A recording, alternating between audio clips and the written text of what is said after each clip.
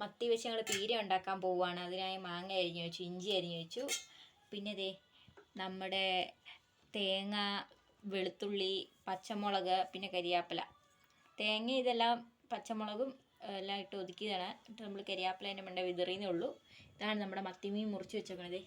ചട്ടി ചൂടായി ഗായ്സ്. നമ്മൾ ഈ ചട്ടിയിലേക്കാണ് ഇത്ര സാധനങ്ങൾ ഇട്ട് കൊടുക്കാൻ പോകുന്നത്. നമ്മൾ ആദ്യം ഉലുവ പൊട്ടിക്കാൻ പോവുകയാണ്.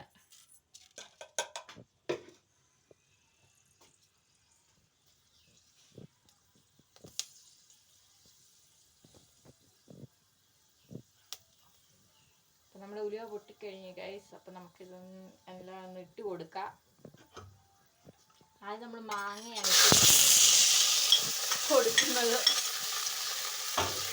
ഇഞ്ചി ഇട്ടിട്ടുണ്ട് ഗൈസ്.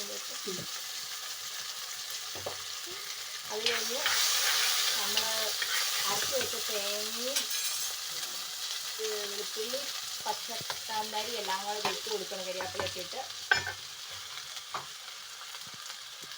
അത് നമുക്കൊന്ന് ചേർത്ത് ഇളക്കി കൊടുക്കാം ഗൈസ്.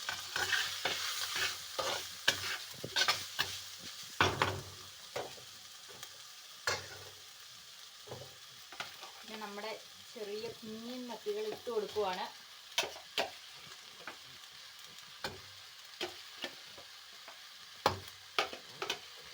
എന്നിട്ട് ഇതൊരു 10 മിനിറ്റ് നമുക്കൊന്ന് മൂടി വെക്കണം ഗൈസ്.